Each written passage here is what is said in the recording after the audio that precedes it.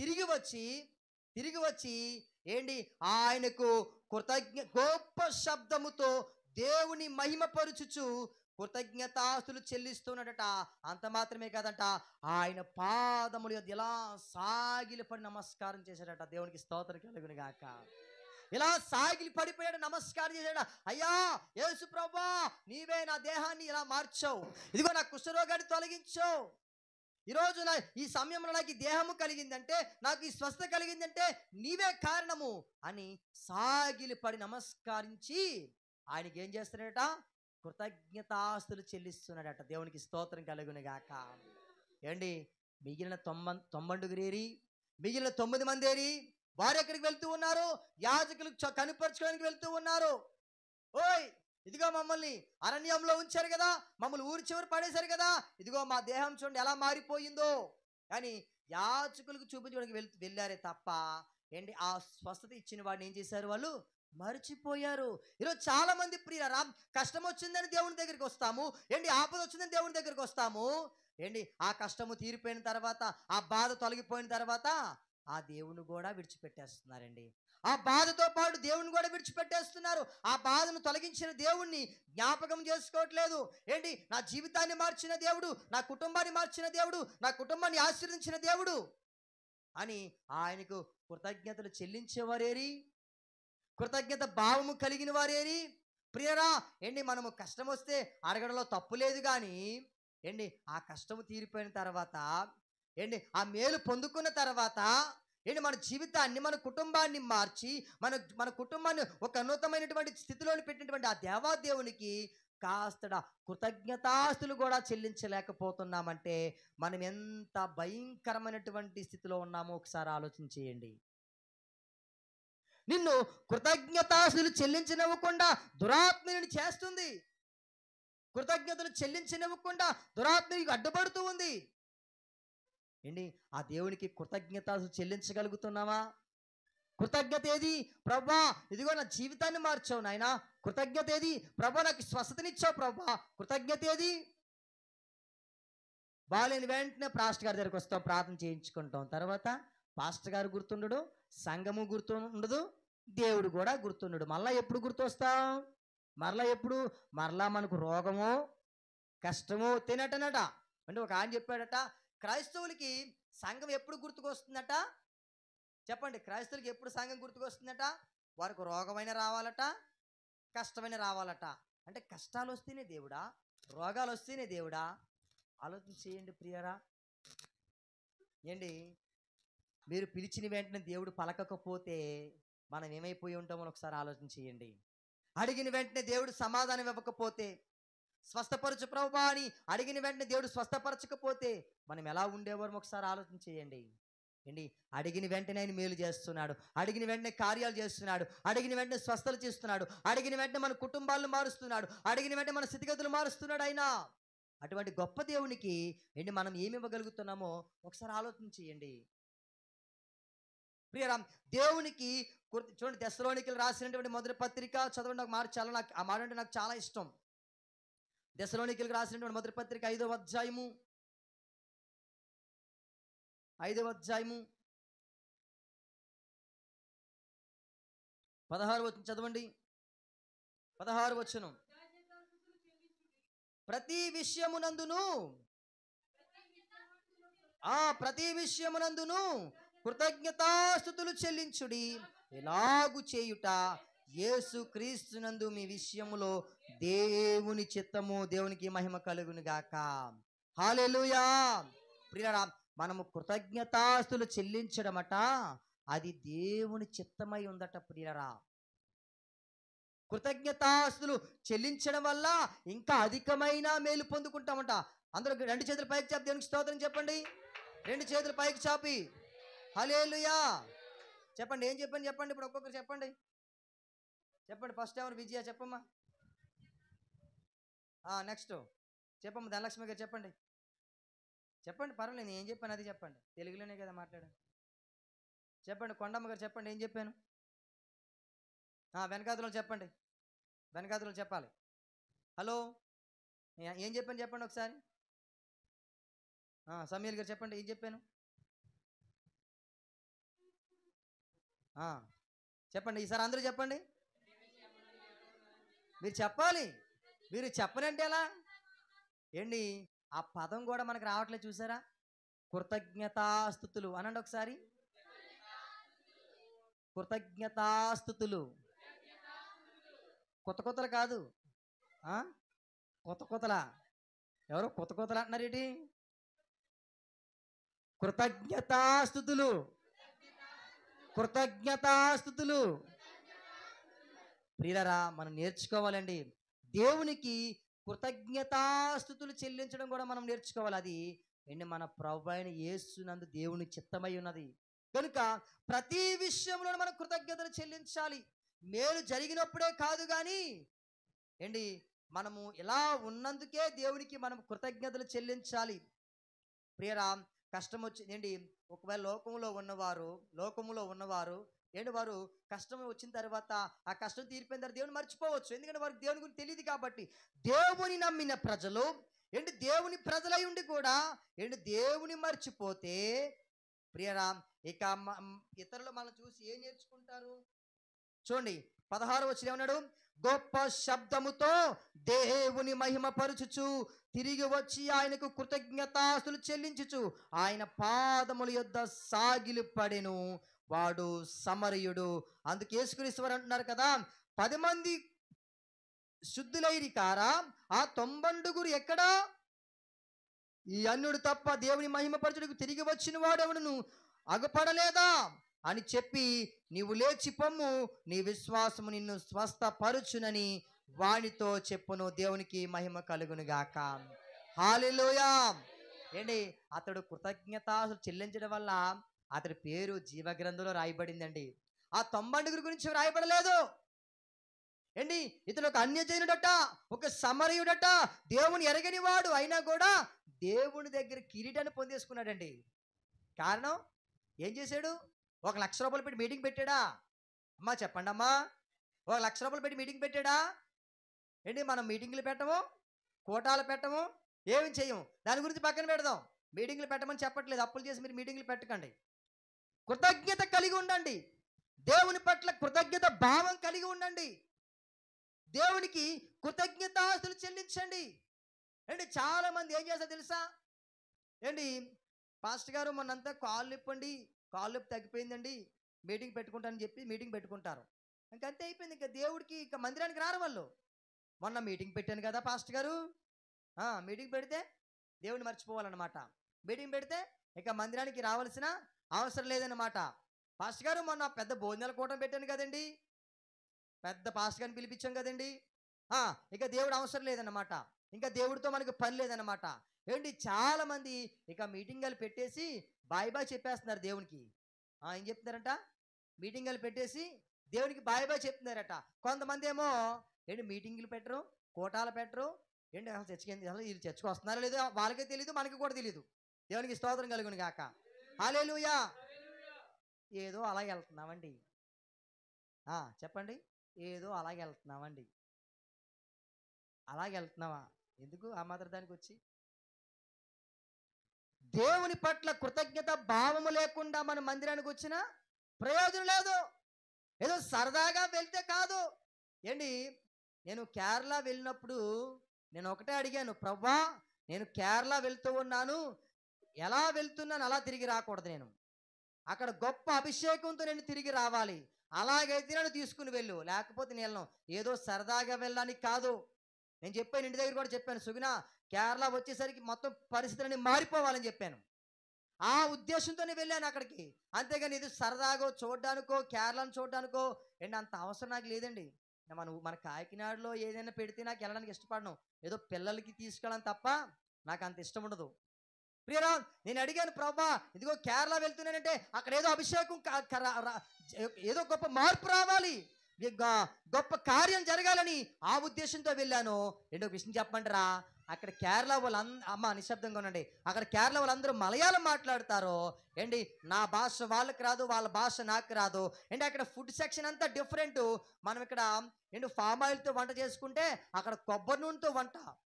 మనం ఇక్కడ కూరగాయలు ఎలాగైతే ఎండు రొయ్యలు పచ్చళ్ళు వేసుకుంటామో వాళ్ళు ప్రతి కూరలో కూడా కొబ్బరి పాలు, కొబ్బరి ముక్కలు, కొబ్బరి నూనె, ఇదే ఇంకా వాళ్ళ వంట. మొత్తం మీద దేవుని దయ వల్ల ఆ ఫుడ్ వల్ల ఏ విధమైనటువంటి మాకు హెల్త్ ప్రాబ్లమ్స్ రాలేదు. చక్కగా అన్నీ మాకు దేవుడు సమృద్ధిగా ఇచ్చాడు. చక్కగా మేము తిని భోంచేసాం. అయితే అసలు విషయం ఏంటంటే, అక్కడ ఎవరైతే ఆ మీటింగ్ని కండక్ట్ చేశారో ఆయన గొప్ప ప్రవక్త ప్రియులరా, టీజో థామస్ గారని ఆఫ్రికా దేశం నుంచి దైవజనులు వచ్చారు, అమెరికా నుంచి దైవజనులు వచ్చారు. అదంతా చాలా గొప్పగా జరిగింది. నేను చాలా బలపడ్డాను. మీరు ₹1,00,00,000 ఇచ్చినా నాకు అంత ఆనందం రాదండి. దేవునికి స్తోత్రం కలుగును గాక. హల్లెలూయా. మీరు నాకు ₹1,00,00,000 ఇచ్చినా నాకు అంత ఆనందం రాదు. అంత ఆనందాన్ని నాకు అనుభవించానండి. దేవుని యొక్క మహిమను అనుభవించాను, దేవుని యొక్క అభిషేకాన్ని అనుభవించాను.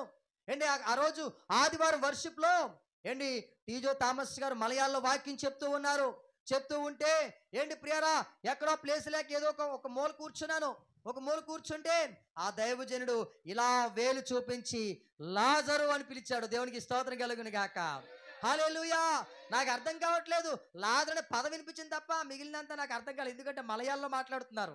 ఆ పక్కన ఇంగ్లీష్లో ట్రాన్స్లేట్ చేస్తున్నా అది నాకు అర్థం కాలేదు. ఈ పక్క వాళ్ళు నా పక్కన కూర్చొని అన్నారు, నా చేయి పట్టుకొని అగ్గో దో ఏదో మొత్తం మీద వాళ్ళు కూడా మలయాళంలో చెప్తున్నారు. మొత్తం మీద ఆ స్టేజ్ దగ్గరికి వెళ్ళాను. అప్పుడు ఆ ప్రవక్త ఆ టీజో థామస్ గారు ఒక విషయం చెప్పారు. నీ పట్ల నాకు ఒక దర్శనాన్ని దేవుడు చూపిస్తూ ఉన్నాడు. నువ్వు అనేక మందికి భోజనం పెడుతూ ఉన్నావు. పెద్ద సాల కనబడుతూ ఉంది, పెద్ద డైనింగ్ హాల్ కనబడుతుంది, వాళ్ళందరికీ నువ్వు భోజనం పెడుతున్నావు అని చెప్పారు. నిజంగా నాకు ఆశ్చర్యం అనిపించిందండి. ఏంటి దీని మర్మం అంటే, అప్పుడు నాకు దాన్ని ఎక్స్ప్లెనేషన్ చేయడం తెలియకపోతే తెలుగు ట్రాన్స్లేషన్ ఆయన వచ్చి అడుగుతూ ఉన్నాడు. చెప్తూ ఉన్నప్పుడు అప్పుడు నేను చెప్పాను, మా చర్చిలో మేము టిఫిన్ సెక్షన్ పెడుతున్నామండి వృద్ధులకు అని చెప్పాను. అప్పుడు చెప్పారు, ఇది దేవునికి ఇష్టమైన కార్యము. ఇది కేవలము టిఫిన్ సెక్షన్ మాత్రమే కాదు, మధ్యాహ్నం భోజనం, రాత్రి భోజనం కూడా పెట్టబోతూ ఉన్నావు అని. నిజంగా ఆ యొక్క దైవజనులు ఆ టీజో థామస్ గారు చెప్తున్నప్పుడు నిజంగా అక్కడ కలిగినటువంటి ఆనందము, సంతోషము, దేవుని మహిమ అక్కడికి అమాంతరంగా దిగి వచ్చినటువంటి అనుభవాన్ని నేను చూశాను. దేవునికి మహిమ కలుగును గాక. హల్లెలూయా. ఆయన ఇంకొక మాట చెప్పారు, మీ చర్చికి ప్లాస్టింగ్ లేవు అన్నారు. అసలు దుమ్ములపేట ప్రాంతంలో నుంచి కేరళ ప్రాంతానికి వెళ్ళడమే గొప్ప విషయం అనుకుంటే మన చర్చికి ప్లాస్టింగ్ లేవని విషయం ఆయనకి ఎలా తెలుసు అని చెప్పారు. మీ ఇంటికి కూడా ప్లాస్టింగ్ లేవన్నారు. అవునండి, మా చర్చికి ప్లాస్టింగ్ లేవండి, మా ఇంటికి ప్లాస్టింగ్ లేవని చెప్పాను. వెంటనే అన్నారు, తొందరలో మీ ఇంటికి మీ చర్చికి ప్లాస్టింగ్లు జరగబోతున్నాయని చెప్పారు. దేవునికి స్తోత్రం కలుగును గాక. హల్లెలూయా. మీ సంఘంలో కొంతమంది వ్యతిరేకంగా ఉన్నారు పరిచర్యగా అని చెప్పారు. వాళ్ళు ఎవరో నాకు తెలియదండి అని చెప్పాను. అయితే మాది చాలా చిన్న సంఘం అని చెప్పాను. లేదు, ఈ సంఘాన్ని విస్తరింపజేయబోతున్నాడు, నూతన కుటుంబాల సంఘంలోనికి రాబోతున్నాయని దేవుడు చెప్పాడు.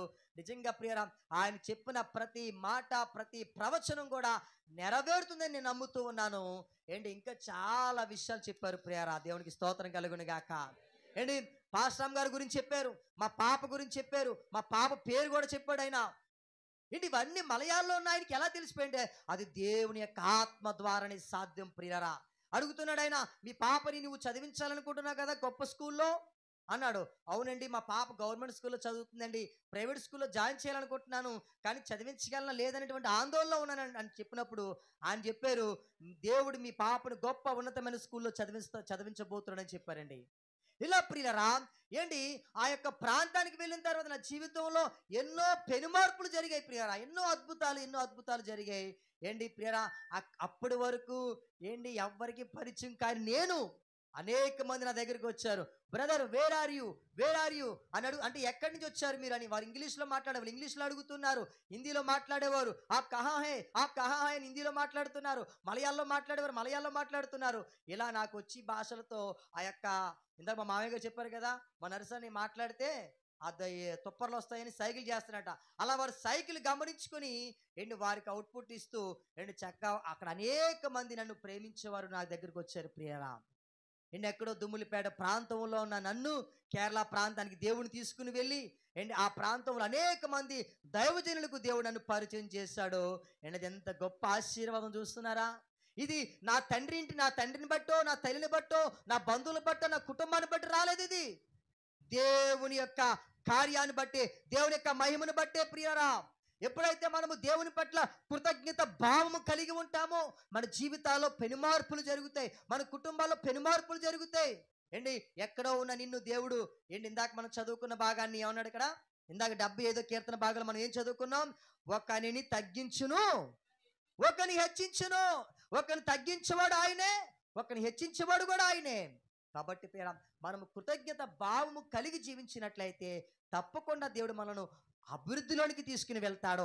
మే నెల మనకు ఎలా జరిగిందో నాకు తెలియదు కానీ, మీకు ఎలా జరిగిందో నాకు తెలియదు కానీ, నేను అంటాను ఈ జూన్ మాసము మీ అందరికీ దీవెనకరంగా మారిపోతుంది. అమ్మిన వారందరూ గట్టిగా చప్పట్లు కొట్టండి. ఈ మే నెలలో గొప్ప కార్యాలు జరగబోతున్నాయి. మీ కుటుంబాల్లో, మీ వ్యక్తిగత జీవితంలో, నీ యొక్క ఆరోగ్య విషయంలో కానీ, నీ యొక్క ఫైనాన్షియల్ విషయంలో కానీ, ప్రతి విషయంలో కూడా దేవుడు గొప్ప మేలు చేయబోతున్నాడు. నువ్వు నమ్మితేనే జరుగుతుంది, నువ్వు నమ్మకపోతే నేనేమి చేయలేను ప్రియరా. ఒక్కొక్కసారి నేను బాధపడుతూ ఉంటాను, ప్రభా నేను ఎంతో భారం కలిగి వాక్యం చెప్పడానికి సిద్ధపడుతూ ఉంటాను. ఏంటి ప్రభు నడిపింపు రాదంటే, కొంతమంది చర్చిలోని కూర్చొని ఏదో ఆలోచిస్తున్నారండి. ఈరోజు రాకపోయినా బాగుండు అని ఒక ఆవిడ అనుకుంటుందట మనసులో. ఈరోజు రాకపోయినా బాగుండు, అనవసరంగా వచ్చేసి ఈరోజు అని ఒక ఆవిడ అనుకుంటుందట. ఇక్కడేమో నేనేమో గొంతు చెంచుకొని, ప్రభా నువ్వు నడిపించు, నీ ఆత్మ నడిపింపు కావాలి, నీ ఆత్మ అభిషేకం నాకు కావాలి అని ఈ వాక్యానికి నేను బాగా సిద్ధపడుతూ ఉంటే, కొంతమంది టైం అయిపోతే బాగుండు, నాకు ఎవరన్నా ఏదైనా పని చెప్పినా బాగుండు, ఏదో ఒక్క మీద పనికి బయటకు వెళ్ళిపోయేవాడిని, ఏదో వంక మీద బయటగానే వెళ్ళిపోయినా బాగుండు. వినడానికి కష్టమైపోతుంది ప్రియ, ఈరోజు వాక్యం వినడానికి కష్టమైపోతుంది. నేను ఎంత సిద్ధపడినా మీరు ఆ వాక్యాన్ని అంగీకరించకపోతే, ఆ వాక్యాన్ని మీరు రిసీవ్ చేసుకోకపోతే నడిపింపు రాదు ప్రియారా, నడిపింపు రాదు. మీరు రిసీవ్ చేసుకున్న దాన్ని బట్టే దేవుని యొక్క నడిపింపు ఉంటుంది. దేవుడు అనేకమైన ఆశీర్వాదాలు కూడా ఉంచాడండి. మీరు మీ చేతులు చాచితే కదా దేవుడు అందిస్తాడు. మీ చేతులు చాచకుండా మీ చేతులు ఎలా కట్టేసుకుంటే దేవుడు ఎలాగిస్తాడు? ఇలా కట్టేసుకొని భక్తిపరులాగా ముసుగేసేసుకొని తలదించేసుకొని, నా అంత భక్తిపరుడు ఇంకొకరు లేడు, నా అంత భక్తిపరులు ఇంకొకరు లేరని అబ్బబ్బబ్బా ఎంత వినయం నటిస్తామో దేవుని సన్నిధిలో. ఏమొచ్చంటే ఏమీ రాదు. స్తోత్రం చెప్పండి అంటే స్తోత్రం రాదు. హల్లెలూయా చెప్పండి అంటే మనకి హల్లెలూయా కూడా రాదు. చప్పట్లు కొట్టండి అంటే చప్పట్లు రావు. డాక్టర్ చెప్తాడు కంగారు పడకండి, అప్పుడు కొడతారు మీరు చప్పట్లు. దేవునికి స్తోత్రం కలుగును గాక. హల్లెలూయా. ప్రియరా, దేవుణ్ణి స్తుతించడానికి ఇంకా సిగ్గుపడుతూ ఉంటే, దేవుని ఆరాధన ఇంకా నువ్వు సిగ్గుపడుతూ ఉంటే, దేవుని దగ్గర మేలు ఎలా పొందుకుంటావు? దేవునికి ప్రియరా మనం ఏం ప్రయారిటీ ఇస్తున్నాం ఒకసారి ఆలోచన చేయండి. మన జీవితంలో దేవునికి ఎంత ప్రాముఖ్యతనిస్తున్నాం? ఆదివారం కూడా ఆరాధన మానేసి డబ్బులు సంపాదించడానికి వెళ్ళిపోతున్నామే. ఆ డబ్బులు మనతో ఎంతకాలం ఉంటాయి? చెప్పండి. ఈరోజు నీ దగ్గర ఉన్న డబ్బు రేపు నీ ఇంకొకరి దగ్గర ఉంటుంది. ఈరోజు నీ దగ్గర ఉన్న డబ్బు రేపు పొద్దున్న నా దగ్గర ఉండొచ్చు. రేపు నా దగ్గర ఉన్న డబ్బు ఎల్లుండి ఇంకొకరి దగ్గర ఉండొచ్చు. డబ్బు ఎప్పుడు అలా తిరుగుతూ ఉంటుందట, అది ఎవరి దగ్గర స్థిరంగా ఉండదట. దేవునికి స్తోత్రం కలుగును గాక. దానికోసం ఆరాటాలు, పోరాటాలు, దేవుని విడిచిపెట్టేస్తాం, ఆరాధన విడిచిపెట్టేస్తాం, ప్రార్థన విడిచిపెట్టేస్తాం. డబ్బుల కోసమే ప్రియరా దేవుని వదిలేసుకునేటువంటి దీన స్థితికి మనము దిగజారిపోయామంటే మనం ఆరాధిస్తున్న దేవుడు ఎంత రోషము కలిగిన దేవుడు, ఎంత జీవము కలిగిన దేవుడు, ఆయన మాట్లాడే దేవుడు, ఆయన చూచే దేవుడు. అంత గొప్ప దేవుని ఆరాధిస్తున్నా నువ్వు దేవుని కూడా మర్చిపోయే స్థితిలో ఉన్నావంటే ఎంత భయంకరమైనటువంటి స్థితి ఒకసారి ఆలోచన చేయండి ప్రియరా. చాలా మంది దేవుని నమ్మని వారు, నావే చూడాలి, నమ్మని వారే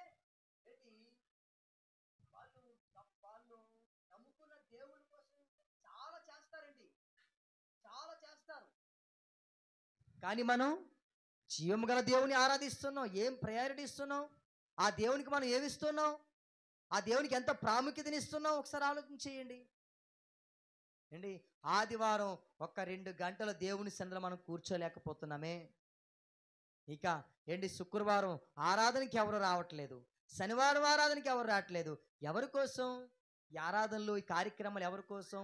మీ క్షేమాభివృద్ధి కొరకే కదా, మీ అభివృద్ధి కొరకే కదా. మీరు దీవించబడాలి, మీరు ఆశీర్వదించబడాలనే కదా. మీ కొరకు అనునిత్యం ప్రార్థన చేసేది ఎందుకు?